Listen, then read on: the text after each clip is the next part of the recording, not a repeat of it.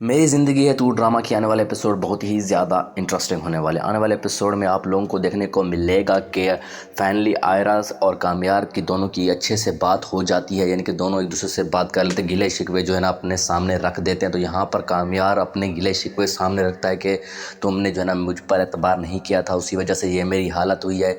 तो यहाँ पर जो है ना कहता है लास्ट में कि जो वर्ड लास्ट में बोलता है वो थोड़ा सा अच्छा भी है और थोड़ा सा सोचने वाला भी है, क्योंकि सोचने वाला यहाँ पर यह है कि वो उससे बोलता है कि मैं तुमसे प्यार करता हूँ और मैं तुम्हें भुला देना चाहता हूँ, इसलिए तुम मुझसे दूर रहो। तो यहाँ पर जो है ना एक तरफ तो उससे तो अपनी दिल की फीलिंग बता रहा है, दूसरी तरफ से उससे कहता है कि तुम मुझसे दूर रहो, मैं तुम्हें भूल जाना चाहता हूँ। हालांकि उसने उससे शादी कर रखी है, तो इस तरह से उसे भुलाना नामुमकिन ही होगा, क्योंकि अगर शादी ना होती तो फिर उससे दूर रहकर तो उसे भुलाया जा सकता, लेकिन जब घर में वो 24 घंटे अगर उसके सामने ही हो तो वो उसे कैसे भुलाया जा सकता है। और ऊपर से दोनों के दरमियान इतनी ज़्यादा चिक चिक होती है, यानी कि लड़ाई झगड़े भी हो जाते हैं, वो भी मतलब प्यार प्यार में लड़ते हैं। लेकिन यहाँ पर जो कामयार है वो अपना मोस्टली जो है ना गुस्सा निकालने की कोशिश कर रहा होता है, क्योंकि अगर ये गुस्सा कहीं किसी न किसी तरह से निकल जाता है तो यहाँ पर जो है ना सिर्फ बाकी रह जाएगी तो मोहब्बत रह जाएगी, क्योंकि वो जो है ना आयरा से मोहब्बत करता है। तो वो यहाँ पर आयरा को ज़्यादा तकलीफ़ भी नहीं देना चाहेगा, वो ख़ुद को तकलीफ़ देना पसंद करेगा, लेकिन यहाँ पर जो है ना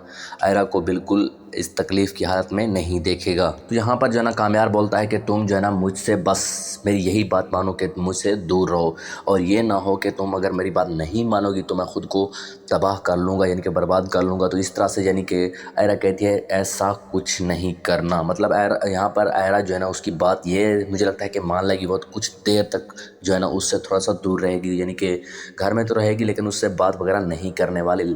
तो यहाँ पर जो है ना इसी तरह से वो उससे कहेगी ठीक है मैं तुमसे दूर रहूँगी, तो मगर ख़ुद को कुछ मत करना, यानी कि कोई अजियत वगैरह नहीं देना। तो इस तरह से दोनों के दरमियान डीलिंग होती है। क्या ये डीलिंग ज़्यादा देर तक चलने वाली है या नहीं, तो कमेंट में ज़रूर बताइएगा। और अगर आप हमारे चैनल पर नए हैं तो चैनल को भी ज़रूर सब्सक्राइब कीजिएगा।